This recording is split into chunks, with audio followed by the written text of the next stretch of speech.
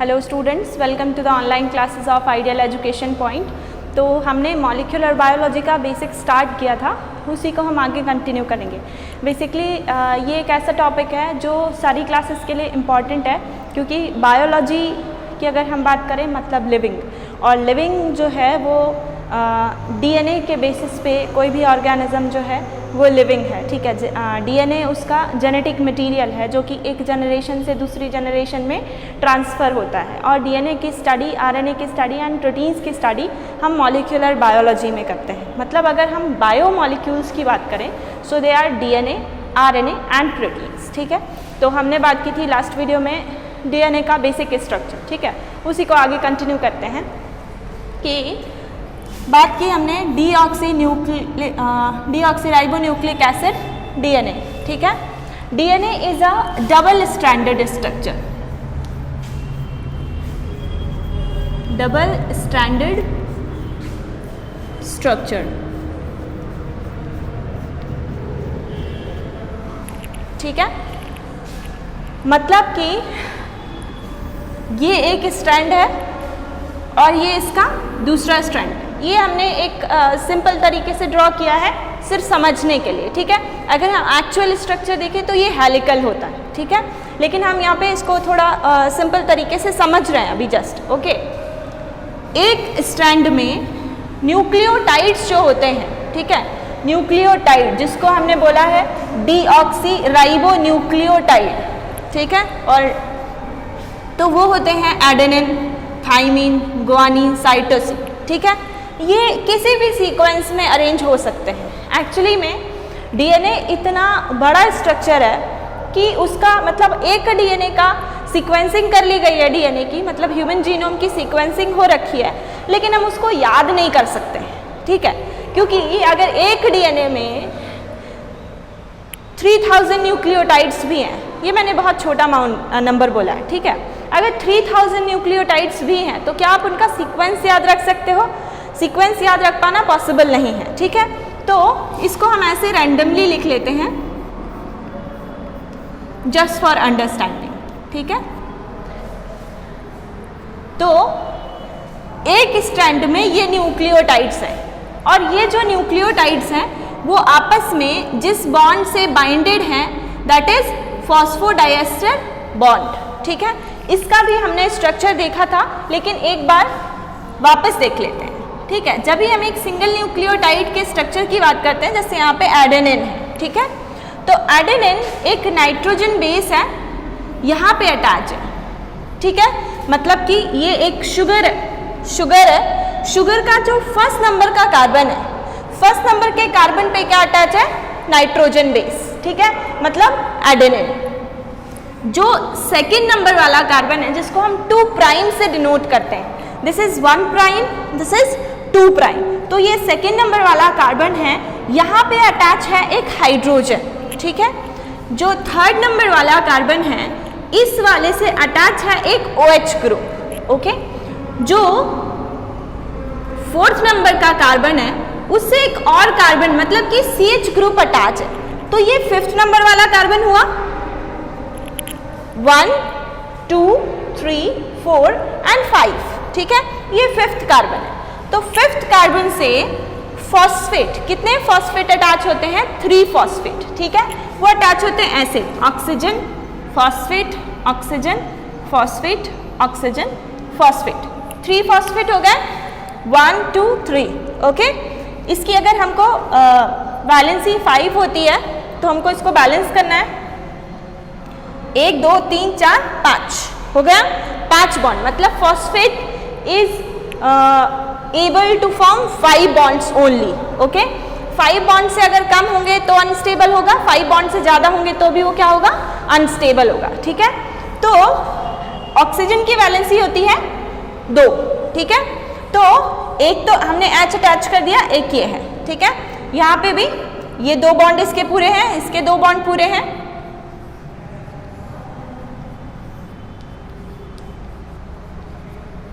ठीक है।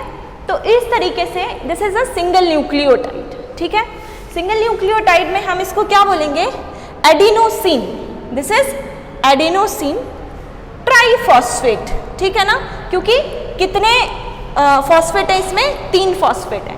तो हमेशा याद रखना कि जो फर्स्ट नंबर वाला न्यूक्लियोटाइड होता है उसमें कितने फॉस्फेट होते हैं, 3 फॉस्फेट होते हैं। लेकिन जब उसका अगला वाला न्यूक्लियोटाइड उससे अटैच होता है, ठीक है, तो अगला वाला न्यूक्लियोटाइड कैसे अटैच होता है, थाइमीन। थाइमीन सेम, यहाँ पे H, यहाँ पे OH, CH, oxygen, phosphate,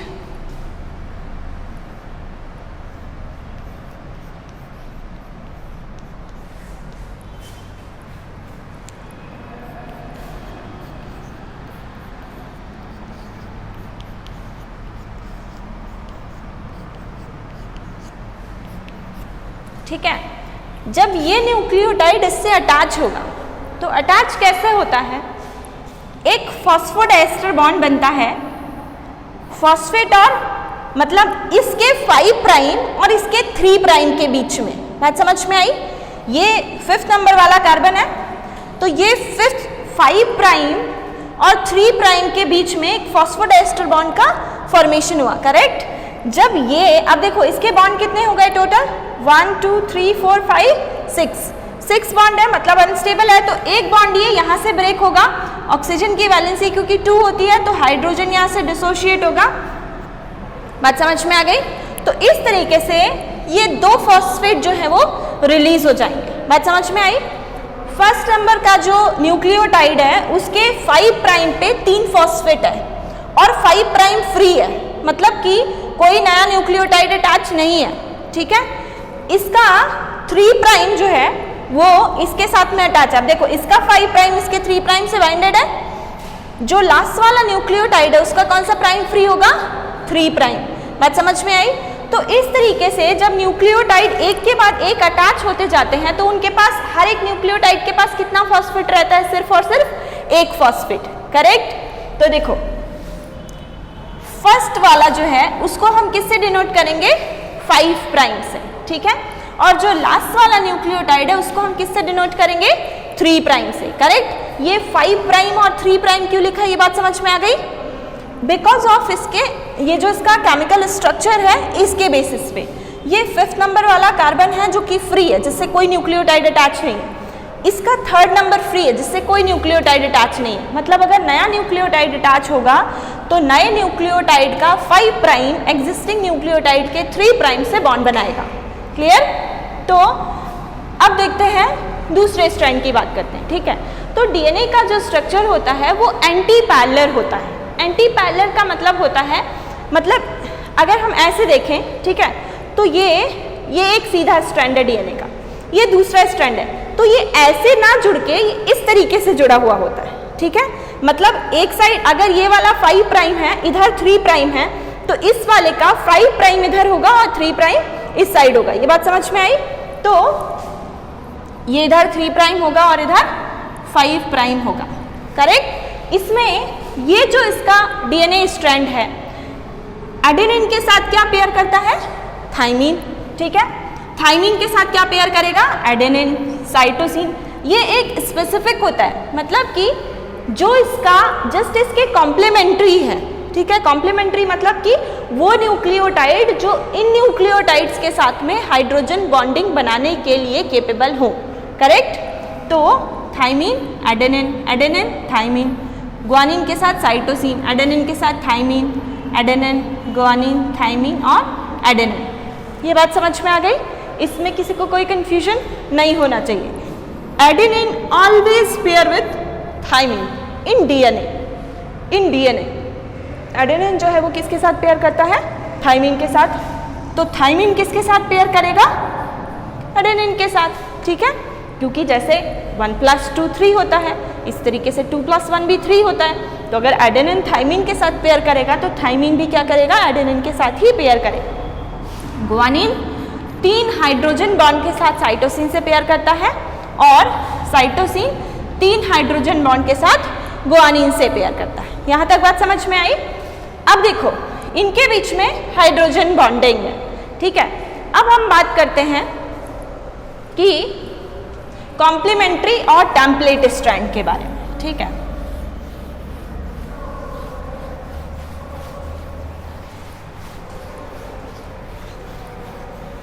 now let's talk about how DNA is form in the cell.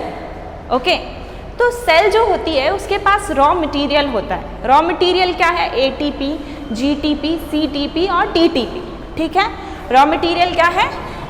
Adenosine thymine, adenosine triphosphate, thymine triphosphate, cytosine triphosphate and guanosine triphosphate. ये raw material है. ठीक है, जैसे एक वॉल बनाने के लिए हमें ब्रिक्स की ज़रूरत पड़ती है. ठीक है, और ब्रिक्स जो है वो एक के ऊपर एक रखी जाती हैं. ठीक है, तो उसी तरीके से ये क्या है? ब्रिक्स है.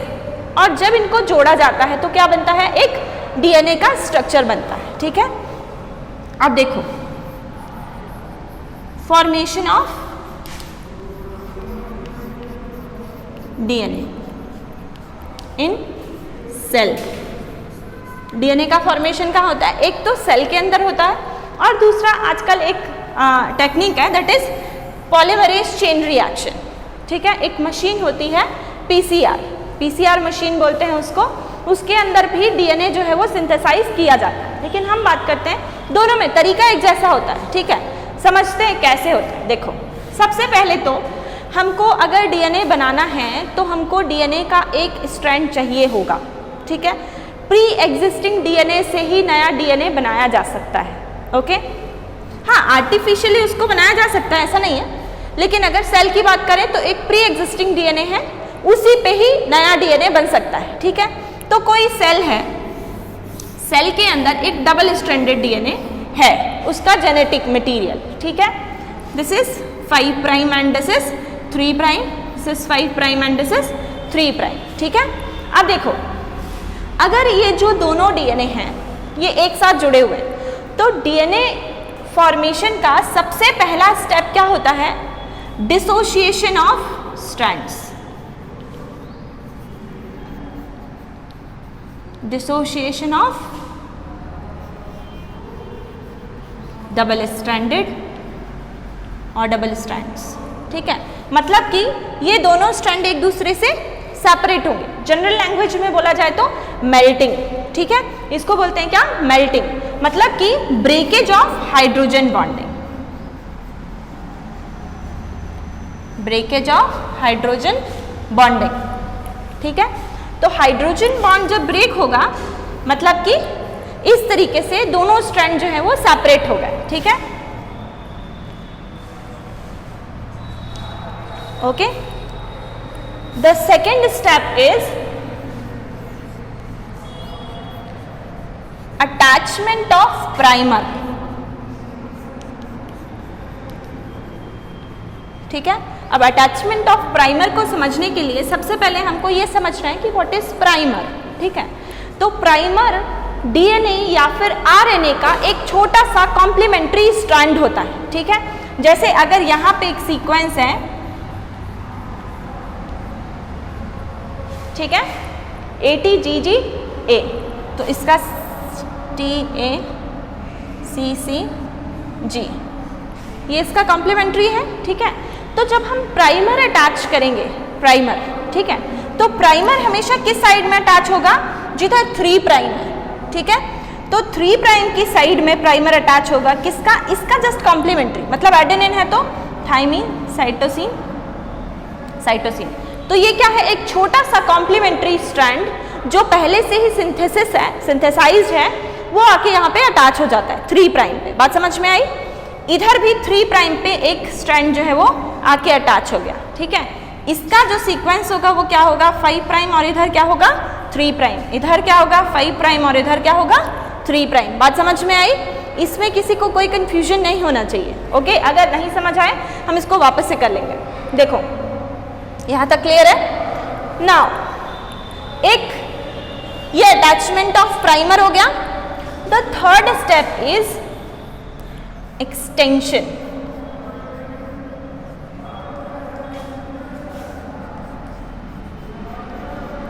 एक्सटेंशन ऑफ डीएनए मतलब कि एक्सटेंशन ऑफ प्राइमर एक्चुअली. ठीक है, डीएनए पॉलीमरेज जो है वो यहाँ पे आके बाइंड करेगा, इसको रीड करेगा, ग्वानिन अटैच करेगा साइटोसिन, सबसे पहले बनाएगा फॉस्फोडाइएस्टर बॉन्ड, उसके बाद बनाएगा हाइड्रोजन बॉन्ड। बात समझ में आई?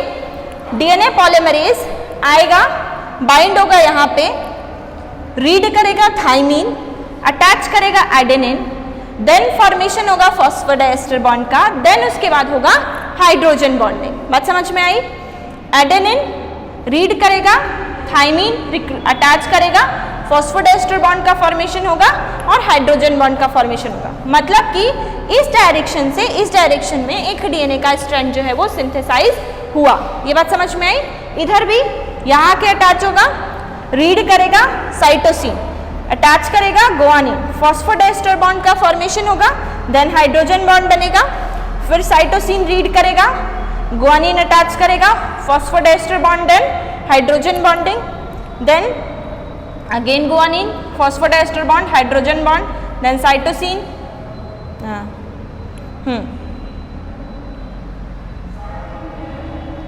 यहाँ पे टी होना चाहिए, थाइमीन, ठीक है, यहाँ पे एडेनिन।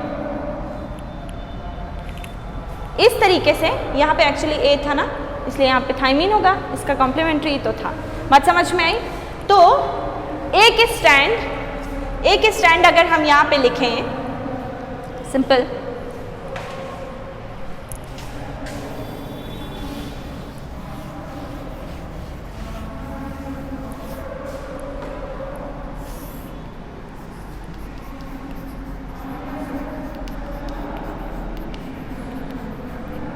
ये एक स्ट्रैंड है डीएनए का, ठीक है। इसका कॉम्प्लीमेंट्री क्या बनेगा?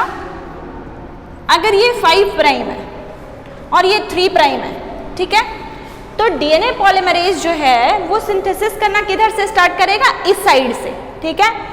हमेशा डीएनए पॉलीमरेज की एक प्रॉपर्टी होती है, वो रीडिंग का जो उसका डायरेक्शन होता है वो क्या होता है?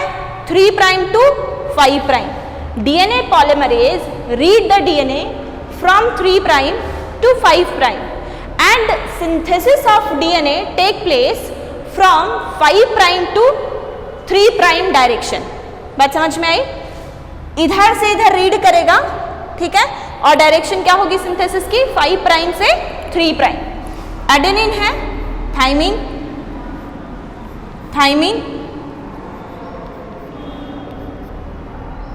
Thiamine, adenine, thymine, cytosine, cytosine, adenine, thymine, ठीक है। एक चीज आपने नोटिस की कि हमने पहले फॉस्फोडाइएस्टर बॉन्ड बनाया, फिर हमने हाइड्रोजन बॉन्ड बनाया, ठीक है। What is the use of primer actually? कि डीएनए पॉलीमरेज जो होता है, डीएनए पॉलीमरेज का एक नेचर होता है कि वो सबसे पहले फॉस्फोडाइएस्टर बॉन्ड बनाता है and phosphodiester bond formation take place between 2 existing nucleotide.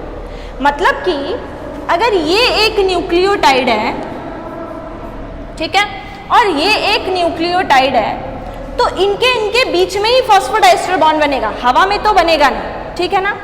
तो अगर सपोज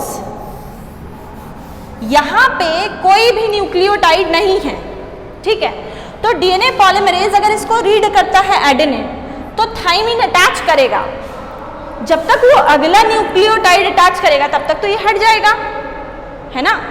तो अगर यहाँ पे प्राइमर है, मतलब एक छोटा सा कॉम्प्लीमेंट्री स्ट्रैंड है बना बनाया, ठीक है, तो बना बनाया स्ट्रैंड है ऐसे, ठीक है, मतलब अब उसको एक प्राइमरीली एग्जिस्टिंग न्यूक्लियोटाइड मिल रहा है थाइमीन। बात समझ में आई? तो जब वो रीड करेगा थाइमीन, अटैच करेगा एडेनिन, तो फॉस्फोडाइएस्टर बॉन्ड फॉर्मेशन होगा between adenine and thymine, okay. Then hydrogen bonding formation take place between thymine and adenine. बात समझ में आई? So DNA polymerase is responsible for, DNA polymerase होता क्या है? एक प्रोटीन है, ठीक है। DNA polymerase is a protein which is responsible for formation of a complementary strand, ठीक है, लिख देते हैं इसको।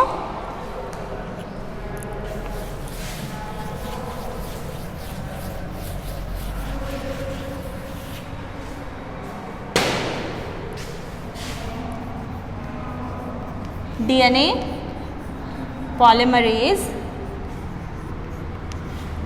is a protein which is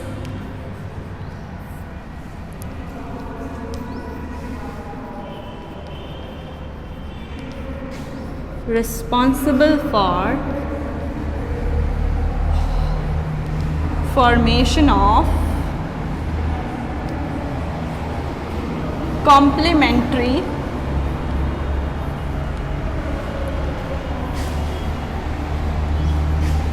DNA strand on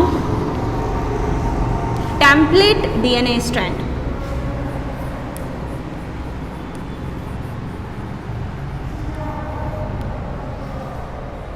Complementary DNA strand on template DNA strand.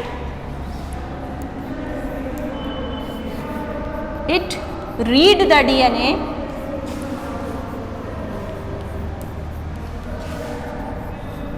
from 3' to 5' and synthesize a new strand from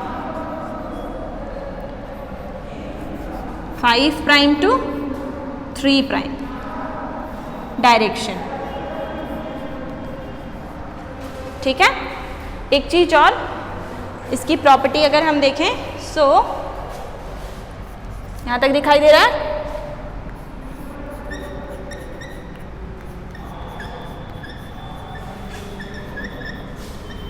DNA polymerase firstly form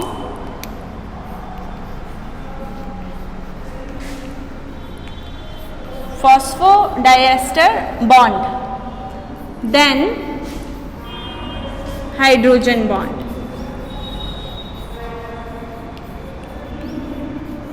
So it required a pre-existing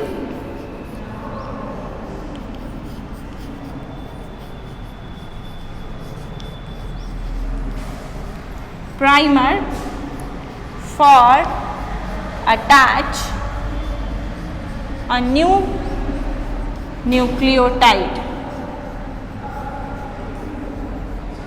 correct. ये बात समझ में आ गई. Okay. तो इतना करते हैं, अगला करेंगे नेक्स्ट वीडियो. Thank you.